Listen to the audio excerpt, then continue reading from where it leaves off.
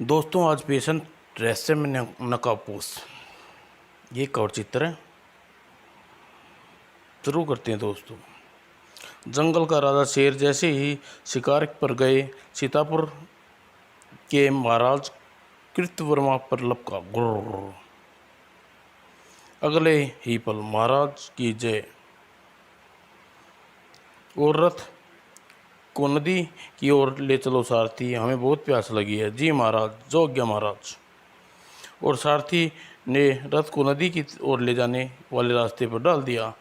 और लेकिन जैसे ही रथ नदी के पास पहुंचा, महाराज, नदी के तट पर कोई सुंदर युवती बेहोश पड़ी है, चलो देखें। और राजा जैसे ही कृतवर्मा बेहोश पड़ी युवती के पास पहुंचे, उसकी सुंदरता को निहारते हुए मंत्रमुग्ध हो बैठे। काश काश हमें निसंतान रखने की जगह ऐसी सुंदर बेटी प्रदान की होती। फिर वह जैसे सपन से जागी। ओह, मैं किन विचारों में भटक गया। आसपास तो नदी में आबादी का नामो निशान तक नहीं है। अवश्य यह युवती दूर पानी से बहते हुई आई है, इसे यहाँ हालत में छोड़ना उचित न होगा।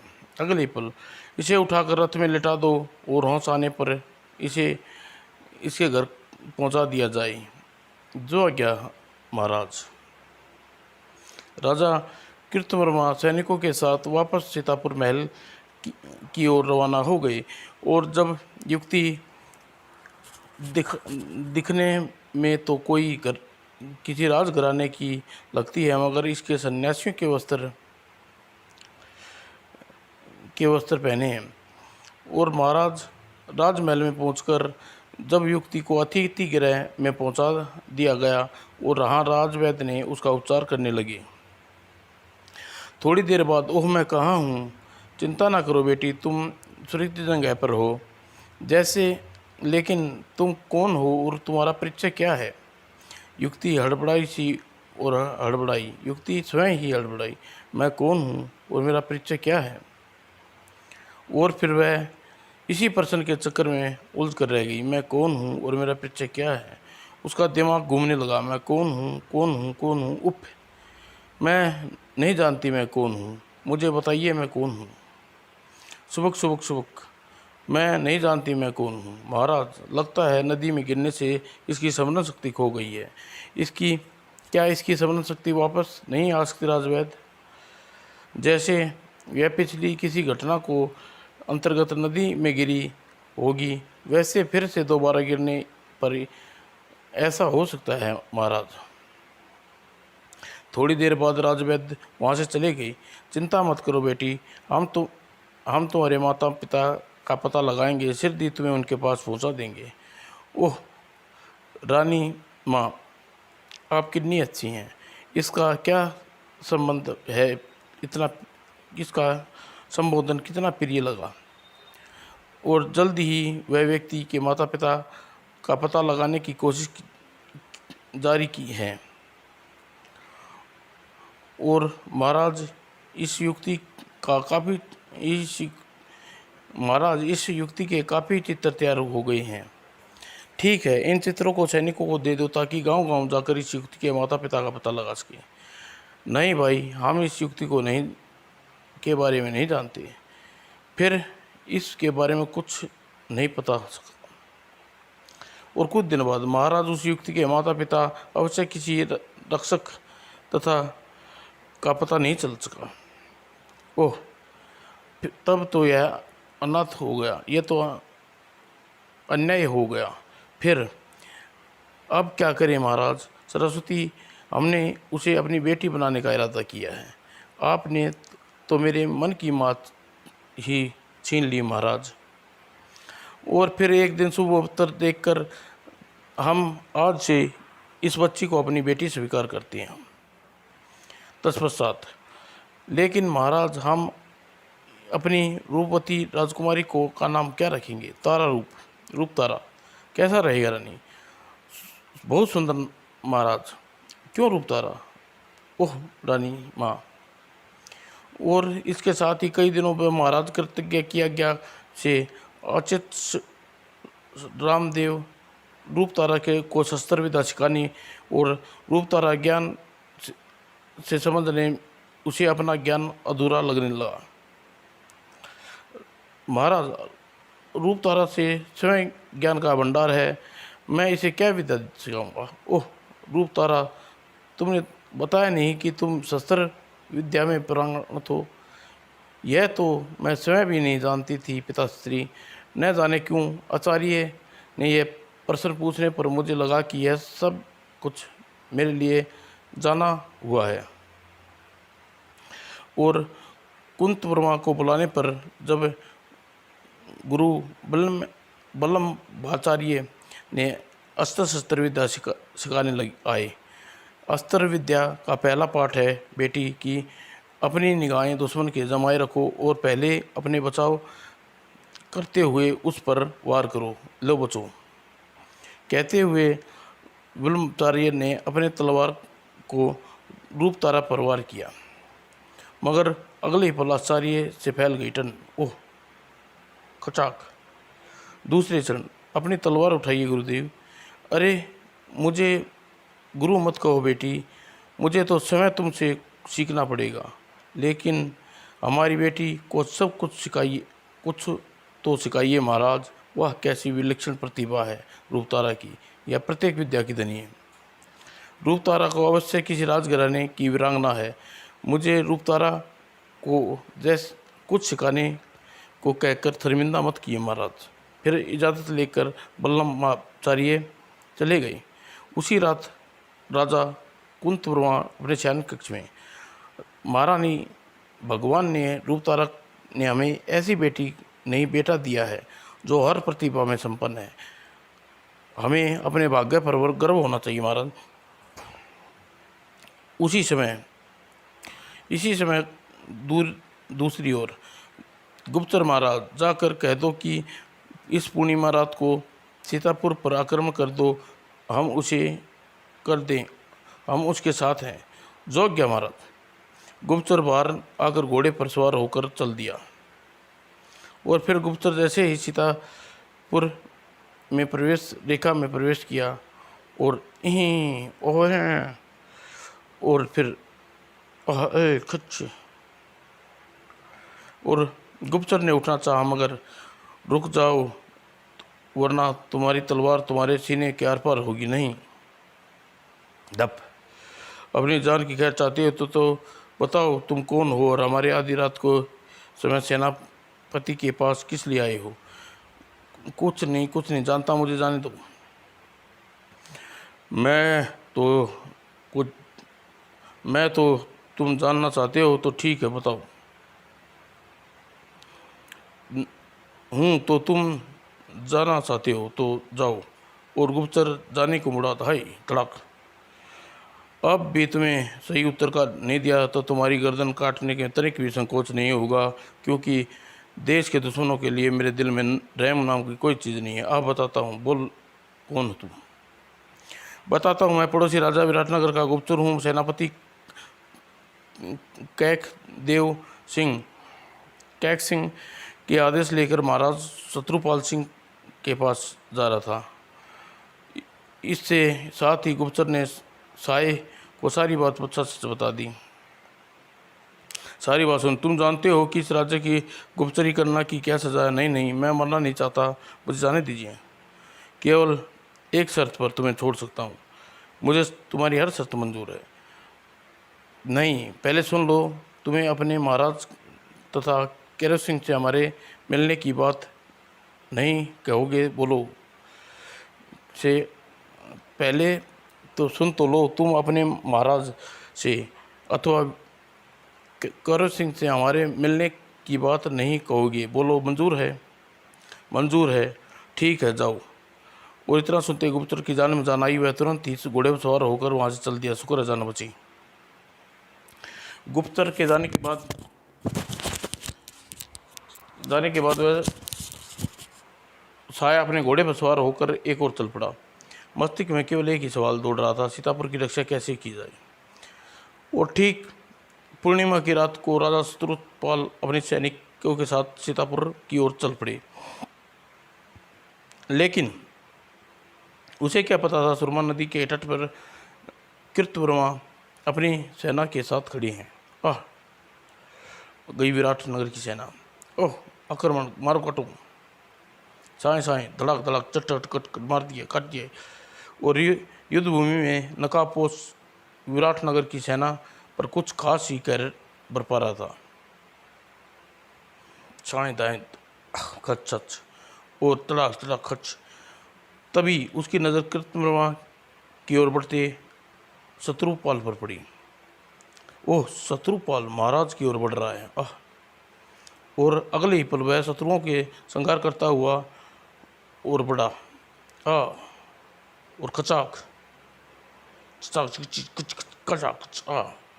ओह, महाराज गिर चुके हैं। अगर मुझे पल भर की देर हो गई तो खचाक चिक छा छी छी खच ठन ठन छसा। और फिर नकापोस तो गजब का योद्धा है, और नकापोस ने साक्षात बिजली भर दी। दूसरी ओर, आओ शत्रुपाल, मुझसे मुकाबला करो, खचाक छन। तभी कृतवर्मा की निगाह नकापोस पर उठी। ओह नहीं, बचो। और नकापोस तुरंत बिजली की गति से झुकाया और बचा, और खचाक आ। मगर बीच में मौका काला उठा शत्रुपाल ने कृतवर्मा पर भरपूर वार किया। अब बोलो कृतवर्मा, लेकिन सावधान शत्रुपाल। और शत्रुपाल संभलने के पल भर भी खचाक। ओह, उफ, यह नकापुल कृतवर्मा की सेना में कहाँ से आ गया? तड़ाक चट चट खटाक खटक। और शत्रुपाल के गिरते ही, अब हिलने की कोशिश मत करना शत्रुपाल, वरना मेरी तलवार तुम्हारे सीने पर पार होगी। वाह, मुझे नहीं मालूम था सीतापुर में ऐसे बहादुर देशभक्त भी हैं। और अपने राजा को पराजित स्थिति देखकर शत्रुपाल की सेना ने हथियार डाल दिए। मुझे बताओ शत्रुपाल, तुम्हारे साथ क्या सलूक किया जाए? वही जो एक दुश्मन दूसरे दुश्मन के साथ करता है। देखो यह वीर योद्धा शत्रुपाल से कैसा व्यवहार करता है। जाओ शत्रुपाल, हमने तुम्हें क्षमा करते हैं, लेकिन मेरे निर्णय पर कोई आपत्ति तो नहीं महाराज? नहीं, हमें तुम्हारे इस क्षमा भाव पसंद आया। अब तुम्हारे चेहरे के दर्शन करना चाहता हूँ, तुम मेरी इच्छा पूर्ण करोगे? अवश्य महाराज, कहने के साथ नकापोस ने नकाब पलट दिया। अरे रूप तारा तुम?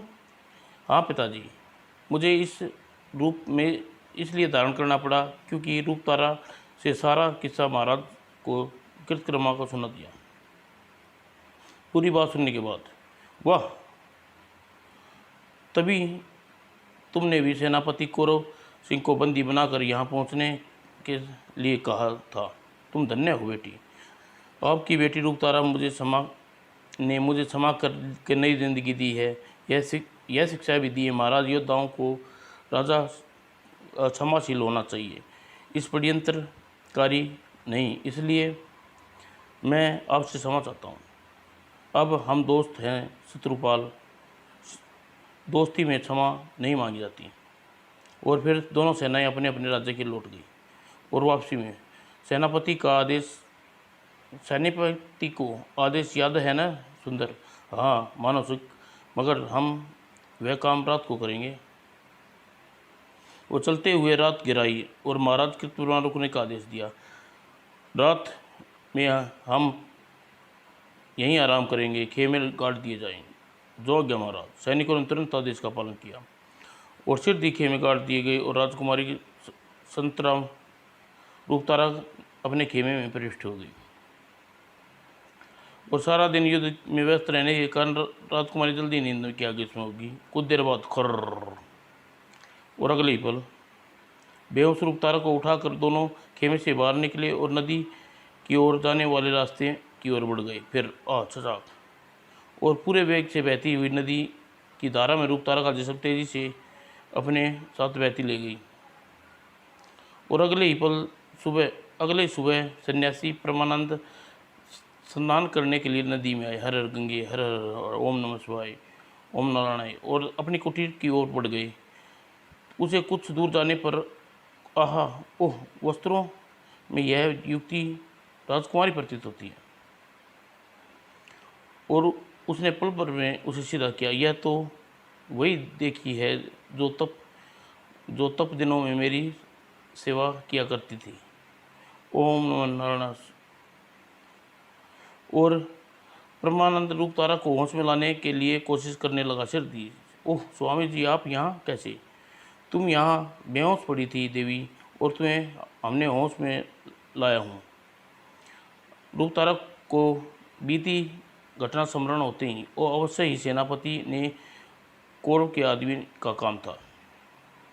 कौन सेनापति, कौन कौरव, और तुम अचानक कैसे और कहाँ गायब हो गई थी देवी? बहुत लंबी कहानी है स्वामी जी, सुनिए। फिर उसे अपने बीते दिन याद आने लगी और परमात्मा के किशोरावस्था में तप करने लगा था। ओम नारायण नमः स्वाहा। और तपस्या करते हुए ब्रह्मा आनंद युवा हो गया। राम निरामक ओम नारायण। और परमात्मा के तपोबल से एक दिन इंद्र का सिंहासन डूल गया था। यह क्या महाराज, आपका सिंहासन आपके किसके तप से डोलने लगा है? यह सिंहासन एक युवा सन्यासी परमानंद तप कर रहे हैं, डोल रहा है, इसलिए इस पर हमेशा इंद्र ही बैठता है। अब किसी को इसका अधिकारी नहीं बनने देगा। और फिर इंद्र अपने दरबार में अप्सरा रूप तारा की का नाम, जिसका चंद्रमुखी था, आदेश दिया। चंद्रमुखी, जाओ और अपने इस सुंदर रूप मोहित करके उसकी तपस्या भंग करो। जो आज्ञा महाराज। और इंद्र की आज्ञा से रूप चंद्रमुखी यानी रूप तारा पृथ्वी पर पहुंची और तरह तरह की परम आनंद को जाने लगी। मैं जोगन, तू सन्यासी, जोगन जोगी जोगी होगी। और लेकिन वह अपने प्रयास में असफल रही। काश मैं भी ऐसी किसी भगवान की भक्ति की पत्नी होती जो की सेवा करना मेरा कृतज्ञ होती। यह विचार दिमाग में उत्पन्न होते ही उसके मन में एक कोने में आवाज़ आई, यहाँ तो तू अब भी कर सकती है रूप तारा, लेकिन क्या तू स्वर्ग के सुखों को त्याग कर पृथ्वी के दुखों को गले लगा सकती है? क्यों नहीं, मैं सब कुछ सहन कर लूँगी, लेकिन इस स्वर्ण अवसर को हाथ से जाने नहीं दूँगी। और स्वर्ग की कठोर ठोकर मारकर वह तन मन से परमानंद की सेवा करने लगी। ओम नारायण नारायण। और अत्यंत रूप तारा ने निश्चित की जीत हुई। मुझे फल लेकर जल्दी ही चलना चाहिए। स्वामी जी को प्यास लग रही होगी। एक दिन सुबह जैसे ही स्नान करके नदी से बाहर निकली, महाराज आप चंद्रमुखी, पृथ्वी पे तुम उस तुच्छ स्वामी सन्यासी के लिए तुम अपना स्वर्ग की मर्यादा भंग करने का जो अपराध तूने किया है, इसकी सज़ा तुझे अवश्य भोगनी होगी। अब तेरे लिए स्वर्ग का दरबार तो बंद हो गई हैं, लेकिन तू सन्यासी को भी भूल जाएगी। और इंद्र की बात सुनकर रूप तारा यानी चंद्रमुखी सिर उठी। नहीं महाराज, मुझे क्षमा कर दीजिए। नहीं, तेरा अपराध क्षमा योग्य नहीं है चंद्रमुखी। और लेकिन चंद्रमुखी के माया रूप तारा बार बार क्षमा मांगने पर इंद्र का हृदय फंसी जाए। चंद्रमुखी, अपने इस अपराध की सज़ा तो तू भुगतेगी ही, यानी लेकिन अगर सौभाग्य से तू फिर इसी नदी में गिर गई तो तेरा वर्तमान में तेरे साथ जो अतीत में याद आ जाएगा। छबाक। वो सारी बात सुनने के बाद मैं निश्चित ही सेनापति कौरव के सैनिकों ने मुझे बेहोश करके नदी में फेंका होगा रूप तारा। और यदि यकीनन महाराज कृतवर्मा और महारानी सरस्वती खतरे में होंगे, फिर अब क्या होगा? वही होगा जो ईश्वर ने चाहेगा। अभी हम अभी वेश बदल कर सीतापुर की ओर रवाना होते हैं रूपतारा। ओह स्वामी, आप कितने अच्छे हैं। फिर दोनों थोड़ी देर बाद वह दोनों सीतापुर के लिए रवाना हो गए। अगले दिन जब दोनों सीतापुर में पहुंचे, सुना है राजकुमारी रूपतारा का वध करके सेनापति कौरव सिंह और साथियों ने राजा कृतवर्मा और महारानी को बंदी बना लिया है। अरे भैया, सारी सैनिक शक्ति तो सेनापति की मुट्ठी में थी, लेकिन उसे राज्य हड़पने से भला क्या देर लगनी थी। फिर वह दोनों उस सराय की और सराय में वापस हो लिए जहाँ से वह ठहरे थे। सेनापति कौरव सिंह को सबक सिखाने के लिए मुझे अपनी तपोबल शक्तियों को काम में लेना पड़ेगा रूपतारा। मैं आपके साथ हूँ स्वामी। और योजना अनुसार अगले दिन नगर में सब लोग जुबान पर एक ही चर्चा थी, भाई कमाल का जादू दिखाता है जादूगर गोगा। अजी आदमी नहीं तीतर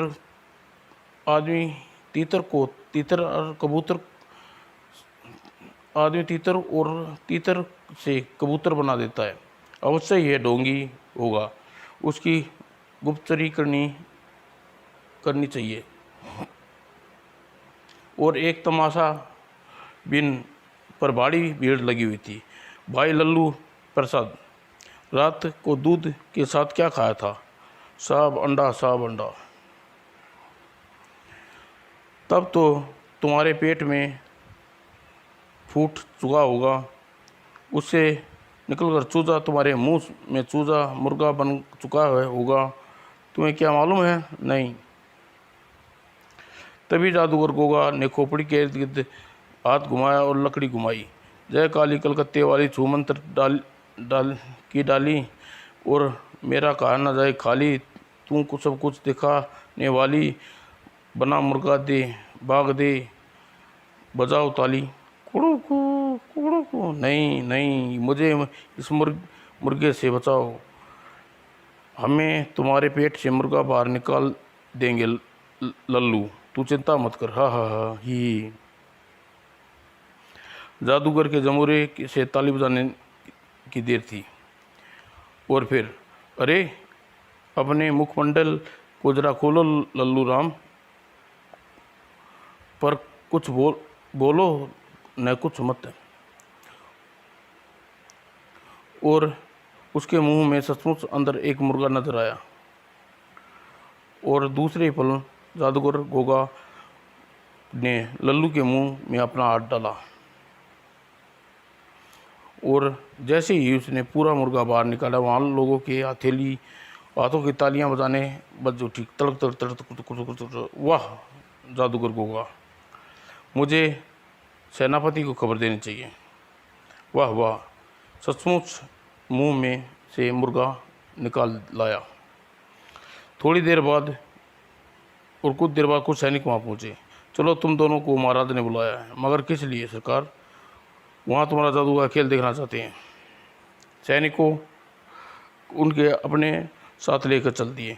मुझे इसी घड़ी की प्रतीक्षा थी, असली खेल अब दिखाएंगे।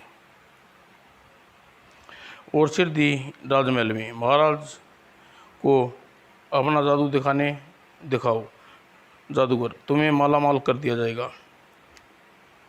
ठीक है, मैं ऐसा जादू दिखाऊंगा सरकार कि आपने अपनी ज़िंदगी में पहले कभी नहीं देखा होगा, न ही बाद में देख पाओगे। वाह, फिर तो देर किस बात की, जादूगर शुरू हो जाओ। और इस सिंहासन पर तेरी यही अंतिम घड़ी है कौरव सिंह। और फिर जादूगर गोगा ने कोई मंत्र फूका। जय काली छू मंत्र की रस्सी पड़े और न बनने वाली बांध दे सबको एक बारी में। और अगले क्षण गोगा की जादू की खोपड़ी से एक मोटी रस्सी निकलकर राजा सिंहासन की तरफ बढ़ने लगी। और फिर अगले ही पल कुछ समझ पाता है, वह रस्सी क्रमश से सबको जकड़ने लगी। आह, यह क्या कर रहा है गोगा? हमें रस्सी से मुक्त करो। धोखेबाज नमक हरामों की यही सजा है काल भैरव। तुम कौन हो? सैनिकों, इन दोनों को पकड़ लो। लेकिन उन दोनों को को पकड़े दौड़ पड़े, मगर खतरा कोई आगे बढ़े सब को कबूतर बना दूंगा। और सेनापति कौरव सिंह चीखा, इन्हें छोड़ो मत, नम कर रहा हूँ। और सैनिक तेजी से फिर से जादूगर गोगा की तरफ लपके, मगर जादूगर गोगा ने के हाथ में खोपड़ी मंत्र की फूंक मारी और उछाल दी। ओ छू छू अमर गया रे। और सैनिक जमूरे की ओर लपके, लेकिन उनके हालत और कुछ बढ़िया थी। खचाक खचाक और सिर दी सारे सैनिक ढेर हो गए तथा बाकी भयभीत होकर बाहर की ओर भाग गए। तभी अचानक जमूरे ने अपनी नकली वेशभूषा उतार दी। मुझे तो हमारी पीठ पे छुरा घोंपा था न कौरव सिंह, लेकिन अब मैं तुझे छोड़ूंगी नहीं, तुम्हारी छाती में कटार घोंपूंगी। नहीं, मुझे माफ़ कर दो रूप तारा, नहीं, अब तू इस योग्य नहीं है। और अगले ही क्षण रूप तारा ने कटार सैनिपति कौरव सिंह के सीने में उतार दी। तभी गोगा जादूगर के वेश में सन्यासी परमानंद, राजा कृतवर्मा और रानी सरस्वती को बंदी गृह से निकाल दिया। ओह रूप तारा, हमारी बेटी, हम तेरा उपकार कैसे भूलेंगे। यह क्या पता था कि पिताजी भला संतान माता पिता पर कोई उपकार कर सकती है। तभी वहाँ देवराज इंद्र प्रकट हुए। परमानंद, मैं तुझे रूप तारा और स्वर्ग की सौगात के रूप में सौंपने आया हूँ। ब्रह्मा जी ने मुझे ये वरदान के कथानुसार इससे विहार रचाकर तुम आनंदपूर्वक रहो। मुझे आपका प्रस्ताव स्वीकार है देवराज। और इसके साथ इंद्र अंतर ध्यान हो गए। और बाद में ब्रह्मा जी ने आपको क्या वरदान दिया है स्वामी? बताता हूँ रूप तारा। मेरे बहुत तप करने पर एक दिन ब्रह्मा देव प्रसन्न होकर प्रकट हुए और मुझे तुम्हारी भक्ति से बहुत प्रसन्न हो। परमानंद, मन ही में जो इच्छा है वो मांग लो। मुझे जन्म जन्मांतर से मुक्ति चाहिए, मुझे जन्म मरण से मुक्ति चाहिए प्रभु। और ब्रह्मा जी मुझे पिछले जन्म की याद दिलाई, लेकिन पिछले जन्म में तो तुमने अप्सरा जैसी पत्नी का निसंता का वरदान मांगा था पुत्र। मैं समझा नहीं प्रभु। तब ब्रह्मा जी ने मुझे दिव्य दृष्टि से मेरी आंखों के सामने पिछले जन्म का पूरा नक्शा घूम गया। पिछले जन्म में हम चारों ने मिलकर हिमालय की कदराओं में बैठे तपस्या कर रहे थे। तभी मेरा और रूप तारा का एक दूसरे से मोह था। हरिओम हरि काली। और भगवान हमें सुंदर संतान प्रदान करना। ओम ब्रह्मा नमः। काश यह सुंदरी मेरी पत्नी होती। ओह, मैं तो प्रभु स्वर्ग की अप्सरा जैसे रूप की पादमी बनूंगी। और फिर ब्रह्मा ने जैसे यह अदृश्य दर्शन देकर वरदान मांगने को कहा, अगले जन्म में मुझे स्वर्ग की अप्सरा जैसा रूप चाहिए पद्मनी प्रभु। तथास्तु। मुझे अपनी मनपसंद पत्नी और जन्म मरण से मुक्ति चाहिए। दो इच्छाएं वत्स, खैर अवसर पर पूरी होगी। दो इच्छाएं खैर अवश्य पूरी होंगी, लेकिन अगले जन्म में मुझे इस तपस्या फिर से तपस्या करनी होगी। हमें अति सुंदर संतान चाहिए प्रभु। यह तो तुम्हें 7 जन्मों तक भी नसीब नहीं हो सकती, क्योंकि तुम दोनों से पूर्व ही अपने शत्रु निर्दोष पुत्रों को मरवाने के लिए निर्दोष पुत्रों को मारने का घोर पाप किया है। तब क्या होगा प्रभु? क्या हमारा तब बेकार जाएगा? तब कभी बेकार नहीं जाता। संतान न होने से तुम तपस्या का कारण तुम दोनों अगले जन्म में पुत्र जैसा संतान सुख पाओगे। कहकर ब्राह्मण अंतर्ध्यान हो गए। आप दोनों के शरीर त्याग दिए। और लेकिन रूप तारा के बाद मैं ब्रह्मा जी तप नहीं छोड़ा। वह परिणामवश उसे इसी जन्म में स्वर्ग में अप्सरा की पदवी मिल ली। और फिर ब्रह्मा जी को दिए गए वरदान के प्रतिफूल होने के मुझे तपस्वी का चोला मिला और मेरा जन्म रूप तारा के मोह होने के कारण चंद्रमुखी ने इंद्रदेव को भेजा। मेरे भेजे जाने पर उसका मुझे मोह जाग उठा और फिर से इससे यह कहानी चलती गई और ब्रह्मा जी द्वारा हमें दिए गए वरदान पूरे होते गए। तब तो तुम दोनों विवाह के बाद हमारे राज्य का कार्यभार संभालना होगा। ओह, बड़ी विचित्र लीला है प्रभु की। और फिर सिर दी। एक दिन शुभ मुहूर्त देखकर रूपतारा और परमानंद का विवाह सूत्र में बंध गए और राजा कृष्ण वर्मा परमानंद के कंधों से राजभार सौंपकर बहुत दिनों से रूपतारा और परमानंद के संतान सुख प्राप्त करने के बाद अत्यंत रानी सरस्वती के साथ तपस्या करने के लिए वन में चले गई। शांत समाप्त दोस्तों।